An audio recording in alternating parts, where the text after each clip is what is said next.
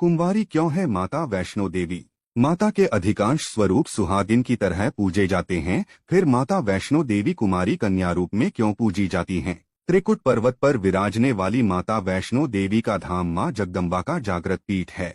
माता वैष्णो देवी के भक्त दुनिया भर से आते हैं और माता से मनोकामना पूर्ति का वरदान लेकर जाते हैं। माता वैष्णो देवी के मुख्य भवन पर पहुंचने से पहले एक अर्धकुमारी गुफा भी आती है, जहां से भक्तों को रेंगकर पार करना होता है। कहते हैं माता वैष्णो देवी के भक्तों के लिए यदि हर बार संभव न हो तो भी कम से कम एक बार तो अर्धकुमारी गर्भ गुफा से पार जरूर कर लेना चाहिए। धूमावती माता और एकाध अन्य माता के स्वरूपों को छोड़ दें तो मां जगदम्बा ज्यादातर जगह सुहागिन रूप में ही पूजी जाती हैं। माता वैष्णो देवी में सिंदूर चढ़ता है, सुहाग का आशीर्वाद भी मिलता है, परंतु माता कुंवारी रूप में है। माता वैष्णो के भक्तों को यह जानने की इच्छा जरूर होगी कि ऐसा क्यों है। इसके पीछे एक पौराणिक कथा आती है, वह हम आपको सुनाएंगे। कथा इस प्रकार से है। त्रेतायुग की बात है। दक्षिण भारत के रामेश्वरम में समुद्र तट पर एक सुंदर गांव था। रत्नाकर पंडित यहीं रहते थे। रत्नाकर शिवजी और मां आदि शक्ति के बड़े भक्त थे। गांव शहर में रत्नाकर का मान तो बहुत था, पर कोई संतान न थी। रत्नाकर की पत्नी हमेशा मां आदिशक्ति से संतान की गुहार लगाती रहती थीं। उन्होंने लगातार कई वर्षों तक मां की पूजा अर्चना की। कई सालों से संतानहीन रत्नाकर की पत्नी की प्रार्थना एक दिन मां ने सुन ली। वह गर्भवती हुई तो एक रात रत्नाकर के सपने में एक बालिका ने आकर कहा, मैं तुम्हारे घर आ रही हूं, पर एक शर्त पर। मैं जो कुछ करना चाहूं रोकोगे नहीं। पुजारी और सिद्ध पंडित रत्नाकर को यह आभास हो गया कि मां आदिशक्ति के सत, रज और तम को दिखाने वाले तीन रूप महासरस्वती, महालक्ष्मी और महादुर्गा ने मिलकर ही इस कन्या का रूप लिया है। नियत समय पर इस दिव्य कन्या का जन्म हुआ। रत्नाकर को यह भी पता चल गया था कि यह कन्या मां आदिशक्ति ने धर्म की रक्षा के लिए ही प्रकट की है। रत्नाकर उसी भाव से कन्या का लालन पालन करने लगे। तीनों महाशक्तियों के मिलन के उस स्वरूप को उन्होंने त्रिकुटा नाम दिया। त्रिकुटा का स्वभाव जन्म से ही अनूठा था। बचपन से ही वह पूजा पाठ और धार्मिक कार्यक्रमों को देखकर प्रसन्न होती। अभी 10वां साल शुरू भी नहीं हुआ था कि त्रिकुटा को यह पता चल गया था कि भगवान विष्णु ने भगवान श्री राम के रूप में धरती पर अवतार ले लिया है। त्रिकुटा ने यह व्रत ले लिया कि वह भगवान श्री राम से ही विवाह करेगी, अन्यथा आजीवन अविवाहित रहेगी। त्रिकुटा ने अपने पिता से कहा कि वह रामेश्वरम के तट पर रहकर तपस्या करना चाहती हैं। शर्त के मुताबिक रत्नाकर ने उसे नहीं रोका।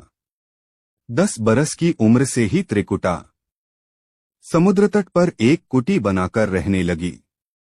वह भगवान श्री राम को पति मानकर उनको पाने के लिए कठोर तप करने लगी।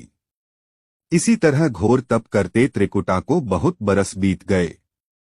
सीताहरण के बाद भगवान श्री राम लक्ष्मण के साथ दलबल लेकर सीता की खोज करते हुए रामेश्वरम पहुंचे। श्री राम को पुल बांधने तक यहाँ ठहरना था।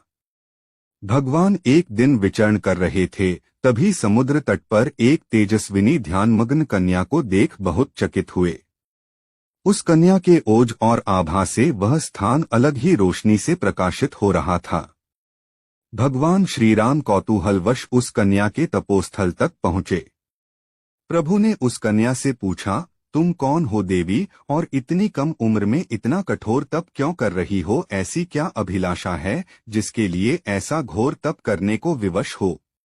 कन्या ने भगवान को विनयपूर्वक प्रणाम करके अपना परिचय पंडित रत्नाकर की पुत्री त्रिकुटा के रूप में दिया, फिर अपनी प्रतिज्ञा बताई। त्रिकुटा जान गई थीं कि उनके सामने साक्षात भगवान श्री राम ही खड़े हैं, इसलिए उन्होंने निवेदन किया कि आप मुझे पत्नी के रूप में स्वीकार कर लें। इस पर भगवान श्री राम ने कहा, यह संभव नहीं है। मैं एक पत्नीक रहने के संकल्प से बंधा हूं। अपनी पत्नी के अपहर्ता को दंड देने के लिए यहाँ तक सेना सहित आया हूं। त्रिकुटा को यह सुनकर आघात पहुंचा। उन्होंने ने अपने कठोर तप का वास्ता दिया और भगवान से विवाह करने की पुनः याचना की। त्रिकुटा ने कहा, प्रभु क्या मेरा यह तप व्यर्थ गया? मेरे तप में वह शक्ति नहीं कि आपको प्राप्त कर सकूं। मेरा तप अभी कम है तो मैं इसे और कठोर करूंगी और तब तक जारी रखूंगी जब तक मेरी अभिलाषा पूरी नहीं हो जाती। इस प्रसन्नता के भाव से भरकर त्रिकुटा का उत्साह और बढ़ गया। उन्होंने और कठिन तप करना आरंभ किया। उनके तप का प्रभाव ऐसा था कि उनकी कुटी के आसपास का पूरा क्षेत्र एक अलग प्रकाश से प्रकाशित होता था। भगवान श्री राम ने रावण के साथ युद्ध कर उसे हराया। विभीषण को लंका का राजा बनाकर अपनी पत्नी, भाई और समस्त सेना के साथ वह अपने नगर को लौटने लगे। प्रभु लंका विजय के बाद पुष्पक विमान पर सवार होकर लौट रहे थे। उन्हें त्रिकुटा को दिया अपना वचन भी पूरा करना था। रामेश्वरम के तट पर पहुंचते ही भगवान ने विमान रुकवा दिया। सभी कौतूहल में पड़ गए तो प्रभु ने उन्हें कुछ पल की प्रतीक्षा करने को कहा। उसके बाद वह अकेले ही चल पड़े। सारी सेना भगवान की आज्ञा के अनुसार वहीं ठहरकर उनकी प्रतीक्षा करने लगी। श्रीराम ने एक अत्यंत बूढ़े ब्राह्मण का वेश बनाया और देवी त्रिकुटा के पास पहुंचे। प्रभु उनके पास कुछ पल रुके पर त्रिकुटा उन्हें पहचान ही न सकी। भगवान ने उन्हें अवसर दिया पर उनकी लीला को देवी त्रिकुटा भांप न पाईं। तब भगवान श्रीराम अपने असली रूप में आ गए। उन्होंने त्रिकुटा से कहा, देवी मैं आपको दिए वचन के अनुसार आपके पास आया था परंतु आप इस परीक्षा में सफल न हो पाईं। वैसे भी इस जन्म में सीता से विवाह कर मैंने एक पत्नीव्रत का प्रण लिया है, इसलिए तुम्हारे साथ विवाह तो असंभव ही था। देवी त्रिकुटा कुछ निराश हो गईं। भगवान ने उनकी मनोस्थिति समझ ली और मधुर वचन में बोले। भगवान ने कहा, आपको निराश होने की आवश्यकता नहीं। आपका संकल्प पक्का है, इसलिए मैं इसे खाली नहीं जाने दूंगा। इस युग में मैं व्रतधारी होने के कारण विवश हूँ। कलयुग में मैं जब कल्कि के रूप में अवतार लूंगा तब मैं तुम्हें अपनी पत्नी रूप में अवश्य स्वीकार करूंगा। तब तक तुम हिमालय स्थित त्रिकूट पर्वत पर जाकर तप करो और मेरे अवतार की प्रतीक्षा करो। भगवान ने उन्हें वरदान देते हुए कहा, तुम भक्तों के कष्ट और दुख खून का नाश करते हुए इस संसार का कल्याण करती रहो। विष्णु का अंश होने, उनके कुल में अवतार होने तथा विष्णु पूजक होने के नाते सारा संसार तुम्हें माता वैष्णो देवी के रूप में पूजेगा। कलयुग में तुम्हारे लिए कुछ भी अदेय नहीं होगा। जो भी भक्त भक्तिभाव से तुम्हारी पूजा अर्चना करेंगे उन्हें तुम सर्वस्व प्रदान करोगी। भगवान श्रीराम यह वरदान देकर चले गए। त्रिकुटा श्रीराम से मिले इस वचन से अत्यंत प्रसन्न थीं। उन्होंने प्रभु के आदेशानुसार संसार के कल्याण का संकल्प लिया। त्रिकुटा उत्तरी भारत के माणिक पर्वत श्रृंखला की 3 पहाड़ों वाले त्रिकूट पर्वत पर तप के लिए आ गईं।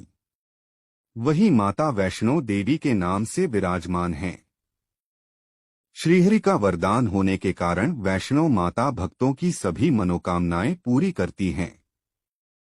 इसलिए माता का स्वरूप कुमारी का है। वह श्रीहरि के कल्कि अवतार की प्रतीक्षा कर रही हैं। उस अवतार के बाद भगवान उन्हें स्वीकारेंगे।